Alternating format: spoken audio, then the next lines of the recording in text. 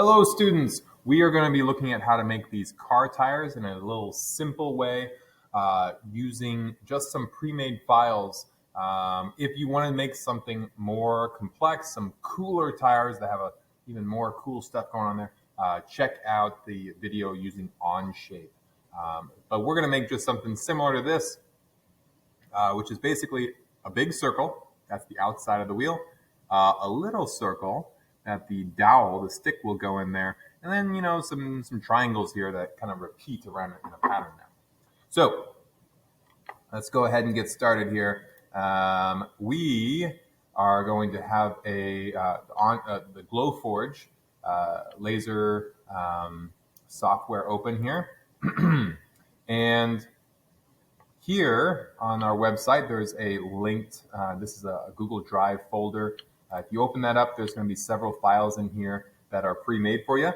You are definitely going to need the circle one. So let's go ahead and download that. I already have it downloaded. And for what we're doing right now, you can also use the triangle. And there's some other shapes in here if you want to play around with those as well. But jumping back over here, here we are. We're going to say upload. And this should pop open, and I'm going to find circle. And when this first circle comes in, it's going to be completely the wrong size. So if you can see that, that is a very big circle. I'm going to go ahead and put the settings in here so it changes color, so it's a little easier to see. This should show up a little bit darker there. All right, it's a giant circle there. So if you just adjust it like this, we can't guarantee that this is going to be the right size circle at all. So what we're going to have to do here is get me out of the way. And when I click on that circle, these two things show up here at the bottom. And the bottom one is a tiny little ruler, and that allows you to change the size of this. So right now they're linked. So if I change one of these numbers, it's also going to change the other. So this stays circular, doesn't like stretch it out like this. So we want those numbers to be linked. So that's a good thing right now. And so the inner size there, the size of the dowel that you are using, which is up to you. There's different sizes. I'm going to use a 0.25 or a quarter of an inch here because I know that's the size of the dowel I'm using right now. That does not mean yours is the same size. So that is the first circle I have here. And I need to make two circles. One for the inside, one for the outside. So the outside one, I'm just going to copy and paste this. Or if you wanted to go back and re-upload a new file, you're welcome to do that too. But this one needs to be bigger. And this one needs to be slightly smaller than the wheel well of your car. So the size of that wheel well that you drilled using the Forstner bit, it needs to be slightly smaller than that. So I'm going to pretend that the size of that hole that I drilled was 1.5 or 1.5. So if I made this 1.5 right now, that would actually be too big. It would rub against that wheel well. So I'm going to say 1.45 here. That's a little bit smaller, and that's going to be perfect for what I'm doing here. All right, let's zoom in a little bit.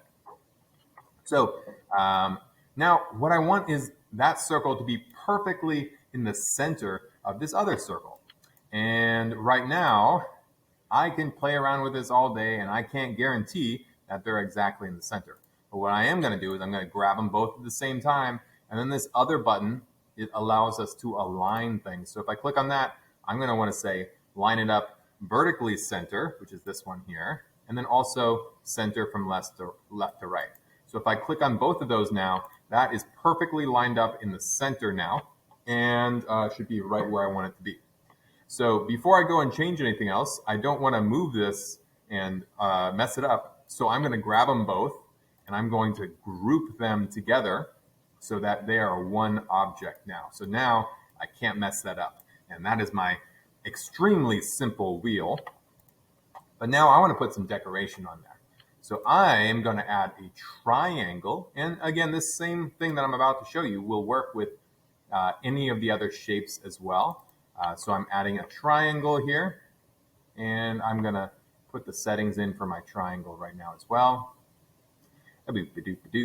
Triangle's going really fast.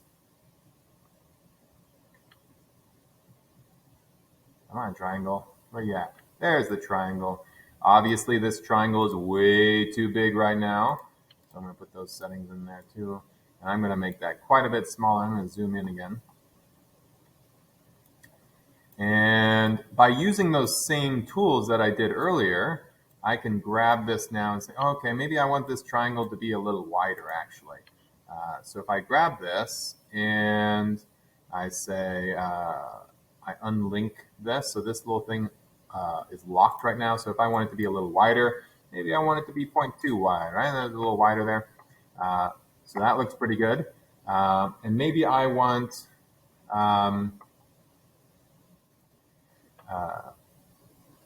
this pattern to now repeat kind of in a circular pattern. So we're going to kind of cheat it to make it go in the circular pattern.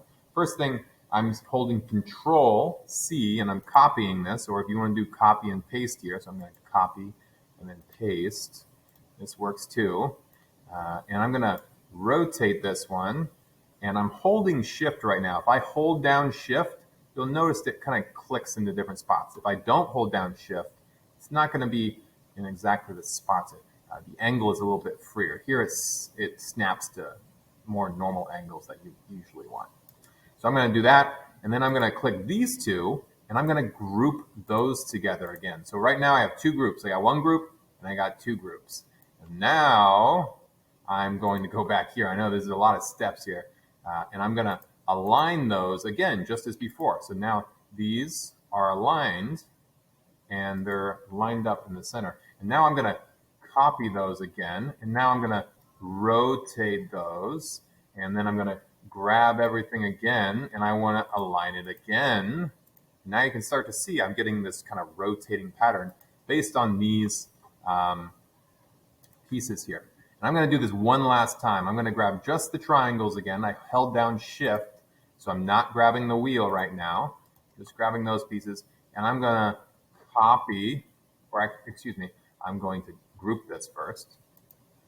And now I'm going to copy, and I'm going to paste. Oops. Let's undo that. I cut that. I want to copy that. And I want to paste that. And now, this time, we're going to put it back here. And I'm going to hold down Shift again as I do this, and I'm going to pop right over there. And now, one last time, I'm going to grab everything one more time, and I'm going to align it. And now I have a wheel that is symmetrical and kind of lined up. And if I want to move this around, I'm going to group it one more time so it's one solid piece again.